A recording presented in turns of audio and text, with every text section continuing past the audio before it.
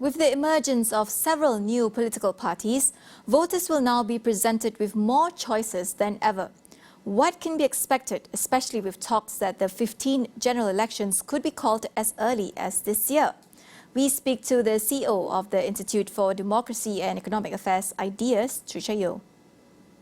More parties are being formed. I think we just saw indeed a new political party being launched just as recently as last month.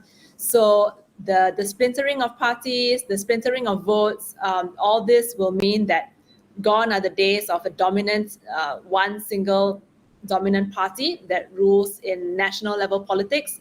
And what this means is you will have a possibly different coalition set up at the federal and at the state levels. So meaning that this is something that you saw happening early on post-Sheraton move, where the different state governments actually were led by slightly different coalitions.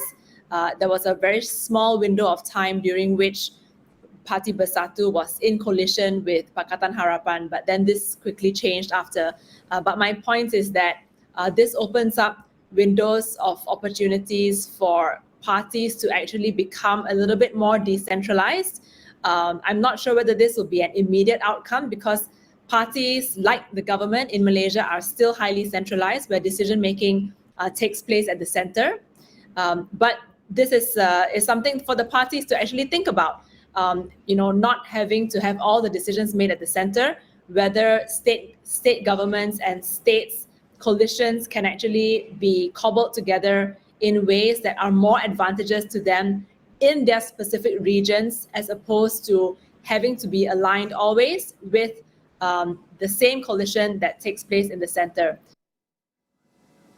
Therefore, will a fragmented political landscape impact economic recovery in the country negatively?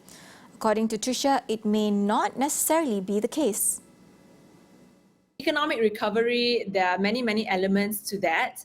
I think as long as our fundamentals are strong, as long as investors can see that the expenditure that Malaysia is putting forward is going to productive purposes, meaning that the money that is being spent will be productively used for certain infrastructure, laying the ground for long-term investments like education and health.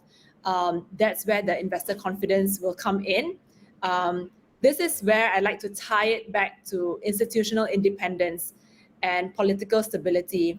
If a fragmented government can still produce political stability, this is actually all that business people want to have.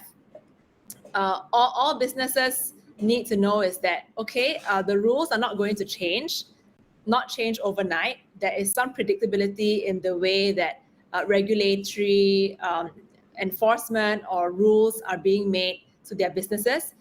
Then they will continue to operate and they will feel confident in coming back to the country. So what I'm saying is that we should not necessarily tie the political fragmentation to economic instability. Tricia believes policy stability is key in economic recovery. So the key here is policy stability and policy harmony, right?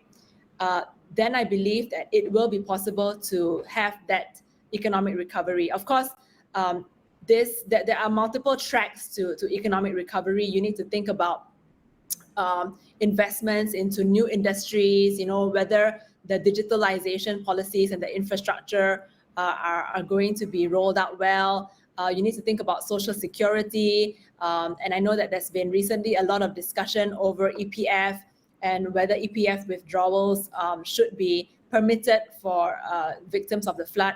But all this means that the institutionalization of economic recovery, investing into new business, new digital policies, and the infrastructure to support that, as well as having a more secure social security system.